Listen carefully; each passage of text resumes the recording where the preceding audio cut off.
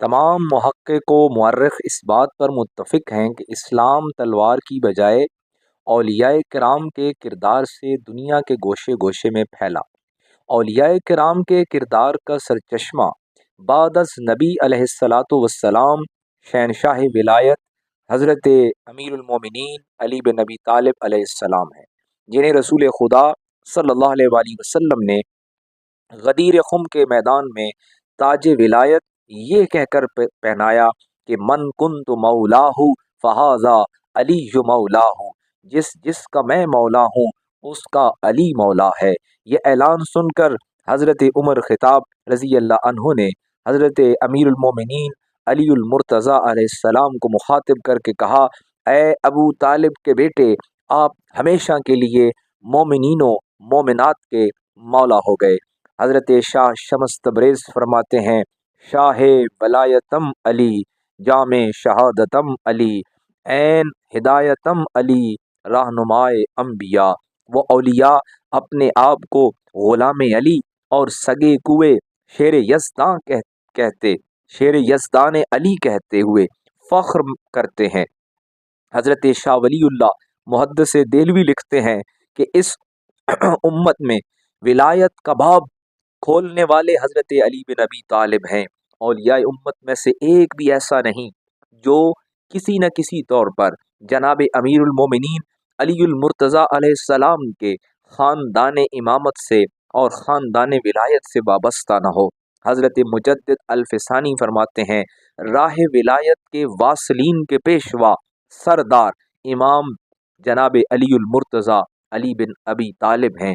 وہ اپنی جسدی پیدائش سے پہلے بھی اس مقام کے ملجا و ماوا تھے جیسا کہ جسدی پیدائش کے بعد ہیں، اور حضرت علی بن ابی طالب کے فضائل و کمالات کا احاطہ کرنا ناممکن ہے۔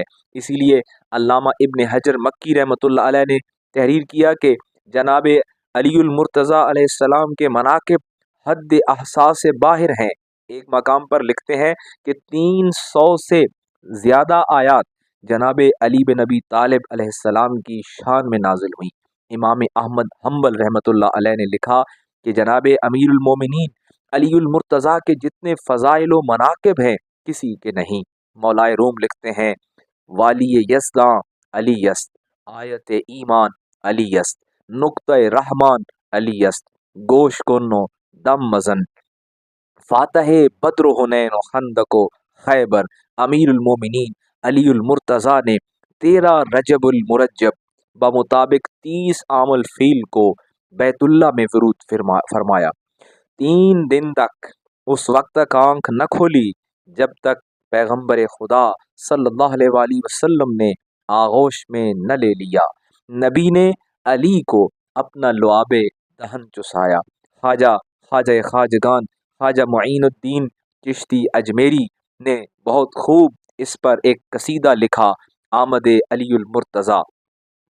آپ لکھتے ہیں، روز یک بکعبہ مرتضیٰ پید شد سبحان اللہ، در کون و مکان جلوہ نما پید شد صلوات اللہ۔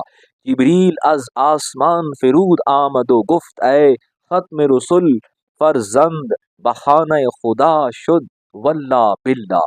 حضرت امیر المومنین علی بن ابی طالب کے والد ماجد رسول خدا صلی اللہ علیہ وآلہ وسلم کے شفیق و نگہبان چچا جناب ابو طالب بن عبد المطلب بن ہاشم اور والدہ گرامی سیدہ فاطمہ بنت اسد بن ہاشم تھیں۔ نجیب الطرفین ہاشمی اس گود میں تشریف لائے جو نبی کریم کی پرورش و کفالت کر کے عظمتوں کی معراج پر پہنچ چکی ہے۔ مشہور اہل سنت مورخ علامہ ابن صباغ مالکی لکھتے ہیں مستدرک میں کہ حضرت جناب علی المرتضیٰ سے پہلے کسی کی خانہ کعبہ میں ولادت نہیں ہوئی، اور یہ وہ فضیلت ہے جو رب تعالیٰ نے ان کے لیے مخصوص فرمائی تاکہ مخلوق خدا پر جناب علی المرتضیٰ کی جلالت، عظمت اور مرتبت کو ظاہر کرے۔ اور شاعر نے کیا خوب کہا، کسے را میسر نشد این سعادت، بکعبہ ولادت بمسجد شہادت۔ آپ کا نام حضرت ابو طالب نے اسد رکھا اور والدہ نے حیدر، اور جناب सरवर कायनात नबी मुकर्रम सल्लल्लाहु अलैहि वसल्लम ने आपका नाम अली रखा। एक दिन आपकी वालदा कहीं काम से गई हुई थी, झूले पर एक सांप जा चढ़ा। हजरत अली उल मुर्तज़ा ने हाथ से उसका गला चीर फेंका। माँ ने देखा तो फरमाया, ए मेरे फर्जंद हैदर है। आपकी मशहूर कुनियत अबुल हसन और अबू तुराब है। मुर्तज़ा मशहूर तरीन लक़ब है। हज़रत अली उल मुर्तज़ा रसूल खुदा सल्लल्लाहु अलैहि वसल्लम के विसाल ज़ाहिरी तक आजमाइश की हर घड़ी, जंग के हर मैदान और मुमलिकत के हर काम में नबी मुकर्रम सल्लल्लाहु अलैहि वसल्लम के साथ साथ रहे। जनाब अमीरुल मोमिनीन अली उल मुर्तज़ा ने इश्क रसूल अपने वालिद गरामी हज़रत अबू तालिब से विरसे में पाया। जनाब नबी करीम सल्लल्लाहु अलैहि वसल्लम की किफ़ालत हज़रत अबू तालिब ने की थी। वैसे ही हज़रत अली बिन नबी तालिब की परवरिश रहमतुल लिल आलमीन और उम्मुल मोमिनीन मलिकतुल अर्ब हज़रत खदीजतुल कुबरा सलामुल्लाह अलैहा ने की। यूँ अली बिन नबी तालिब ज़माना जाहलियत में भी ताहिरा कहलाने वाली हज़रत खदीजा और खैरुल बशर और सैयदुल बशर मोहम्मद मुस्तफ़ा सल्लल्लाहु अलैहि वसल्लम के साए में परवान चढ़े।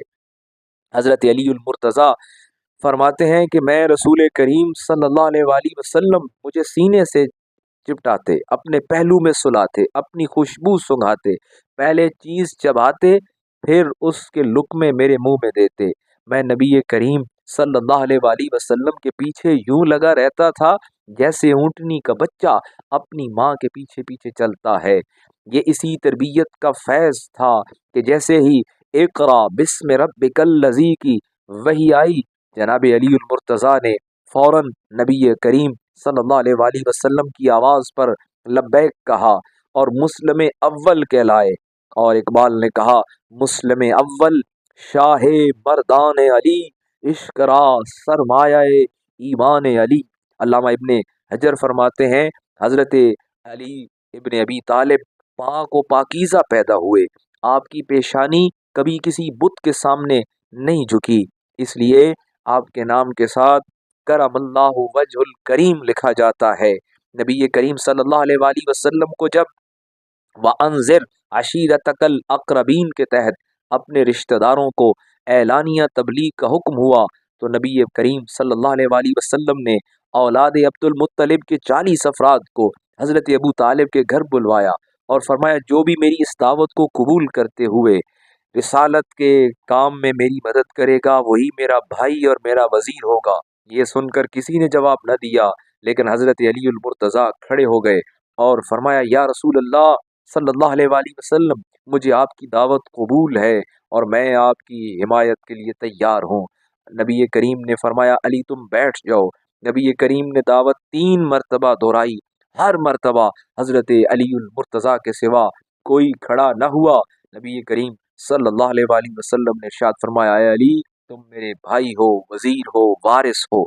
तारीख़ तिबरी में अबू राफे से रावी है कि जब ग़ज़वा उहद में जनाब हैदर कर्रार से नबी करीम सल्लल्लाहु अलैहि वसल्लम ने फरमाया कि बेशक अली मुझसे है और मैं अली से हूँ, तो जिब्रील ने कहा मैं आप दोनों का तीसरा हूँ। और जब जुल्फ़िकार हज़रत अली उल मुर्तज़ा के वास्ते आसमान से नाजिल हुई तो उसकी मदह में सहाबाए किबार ने जिब्रील की ये आवाज़ सुनी, ला फ़ता इल्ला अली, ला सैफ इल्ला जुल्फ़िकार।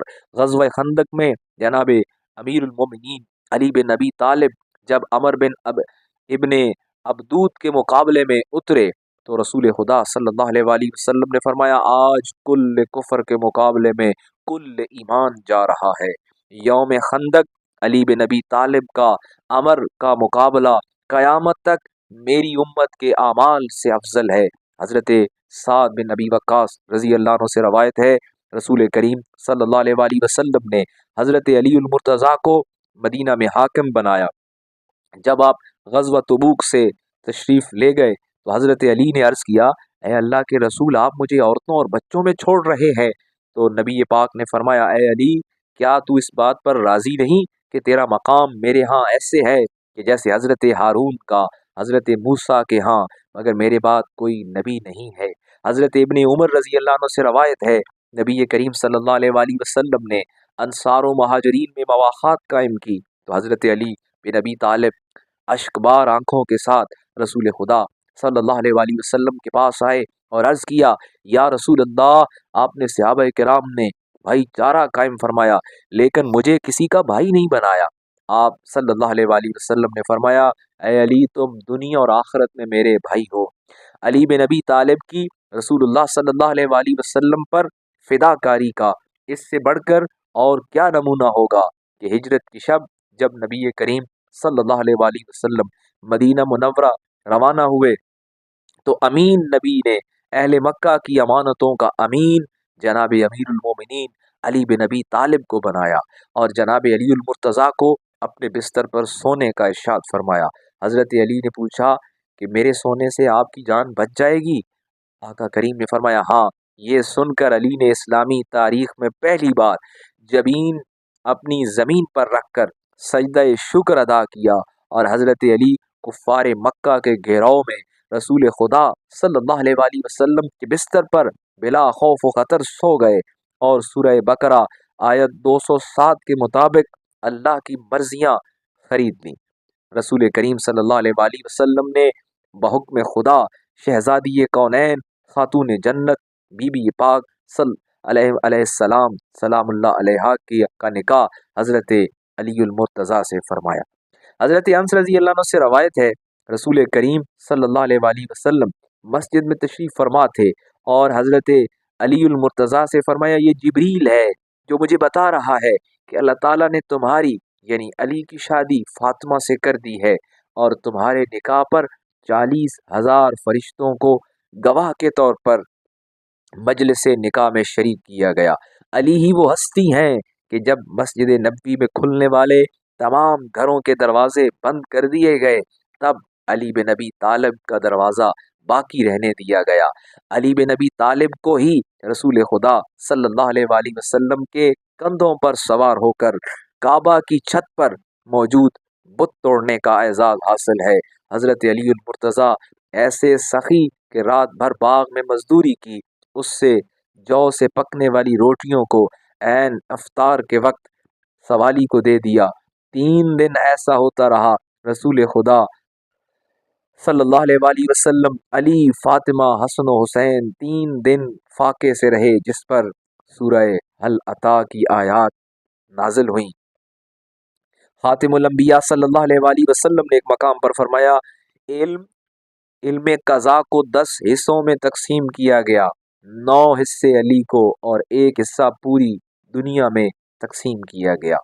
صرف مفکرین نہیں، تمام اولیاء نے بھی محبت علی کے ذریعے نبی اور خدا تک پہنچنے کا راستہ بتایا۔ آج اگر امت مسلمہ میں جذبہ حیدری بیدار ہو جائے تو مسلمان ہر بحران سے نجات پا سکتے ہیں اور استعمار کی طاقتوں کے بت کو پاش پاش کر سکتے ہیں۔ بقول شاعر مشرق علامہ اقبال لاہوری، دلوں کو مرکز مہر و وفا کر، حریم کبریا سے آشنا کر، جسے نانے جویں بخشی ہے تو نے، اے اسے بازوئے حیدر بھی عطا کر، جسے نانے جویں بخشی ہے تو نے، اسے بازوئے حیدر بھی عطا کر۔